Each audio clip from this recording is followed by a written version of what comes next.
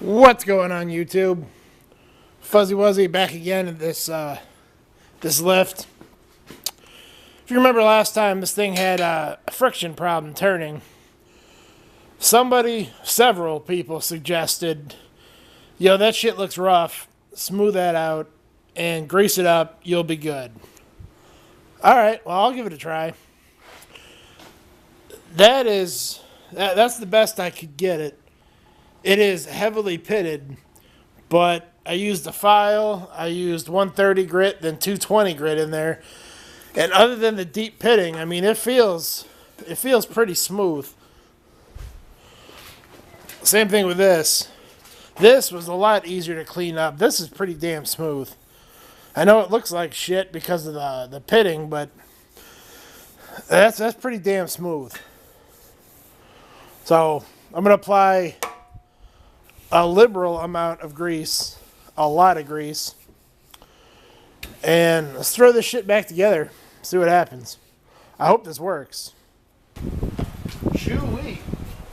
That sure does feel a lot better.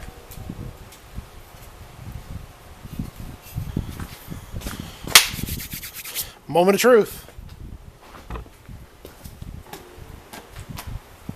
Oh yeah. Oh yeah. Look at that shit.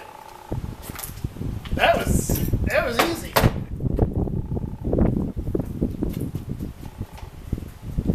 Ugh.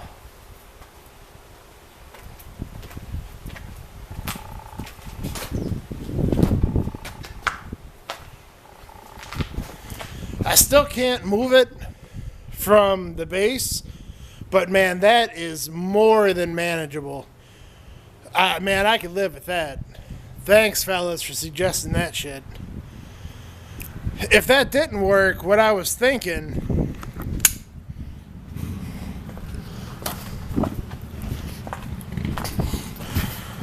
See how there's a little gap in there. What I was thinking about was adding 4 pipes, metal pipes about that big around, sticking out here like fucking Frankenstein bolts, and putting roller tip lifters in there. Go to the junkyard, get some roller lifters, slide them in the pipe, weld the nut, and then put a bolt in it so I could put tension on the lifter. So that would kind of act like a bearing, but I don't think I'm gonna have to. That is more than acceptable to me. Let's get this shit in the truck. I don't even know if it'll reach that. Let's find out.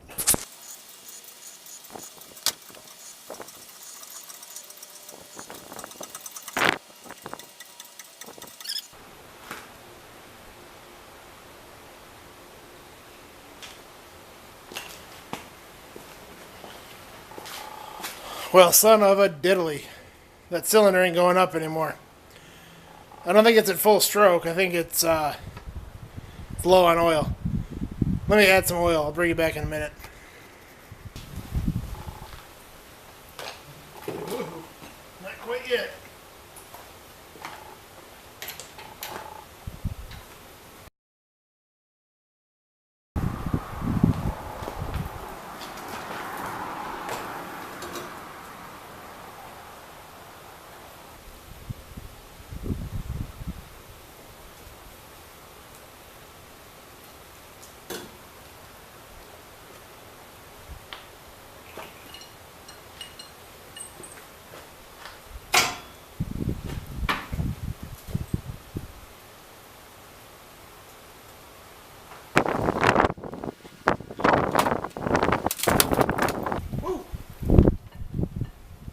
Man, I could have swore last time I put it in there, it fit lengthwise. It doesn't look like it fits.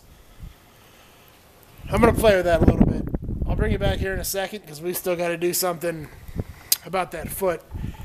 Even on this cold blacktop, that foot is sinking into it a little bit. I got to do something about that. But I'm cold, so I'm done for the day. Hello, YouTube. I got a foot for it. This is what I came up with. This is a drive shaft out of a '04 Mountaineer. I pulled the engine and tranny out of and threw the car away. Well, I saved it just because I save everything. You know? That's kind of what I do. It's been years. I'm never going to use that drive shaft. So what I did was cut the end of it off, and now I have a pivoting foot for my crane. That ought to work out okie dokie. Something else I did is that bearing in there, I wanted to keep it in there, so I drilled holes in the side of it, and I just plug welded it.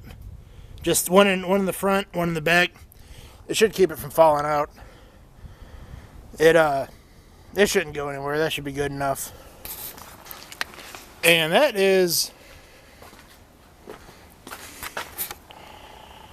about it for this project, I think. It's done. Something I did learn from this is if you're going to be putting multiple things in the bed, as the truck squats, you got to adjust that foot. Because getting that bolt out when I was done was very, very difficult. It was at an angle like this, the whole arm was. So that'd be something to keep in mind. Maybe an adjustable trailer wheel, you know, with the crank on it would be a better option, but I ain't changing that shit now.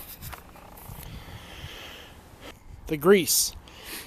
To keep this grease fresh and from getting everywhere, I'm just going to go buy a PVC end cap for plumbing, stick it on there, get a length of PVC pipe, slide it over this for storage.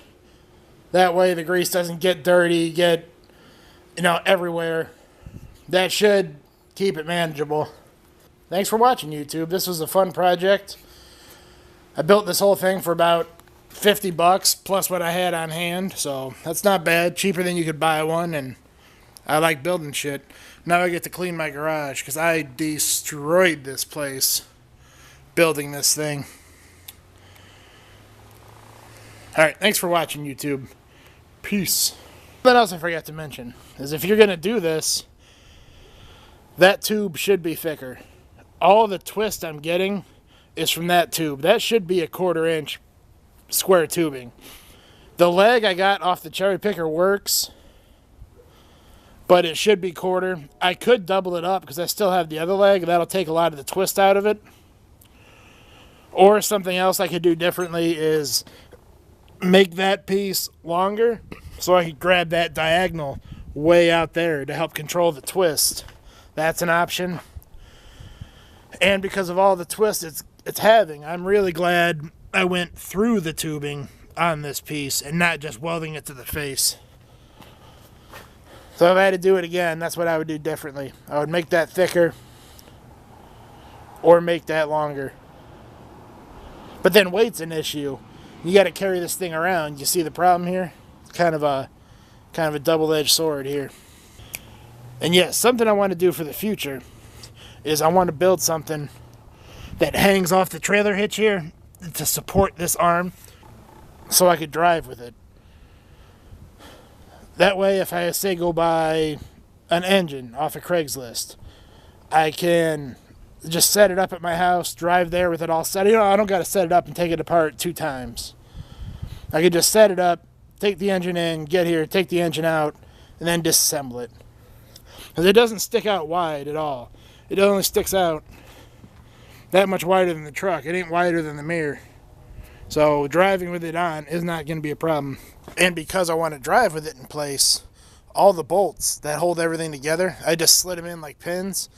That ain't going to cut it. So I'm going to go buy longer bolts. That way I can sharpen them to a point, put a flat spot in it for a pin. That way I don't got to worry about nylock nuts and all that jazz. It'd just be more convenient to do that for driving. That's future shit. If I ever get around to it. I'm not going to use this very often. Alright, now I'm leaving. Thanks for watching, YouTube. Peace.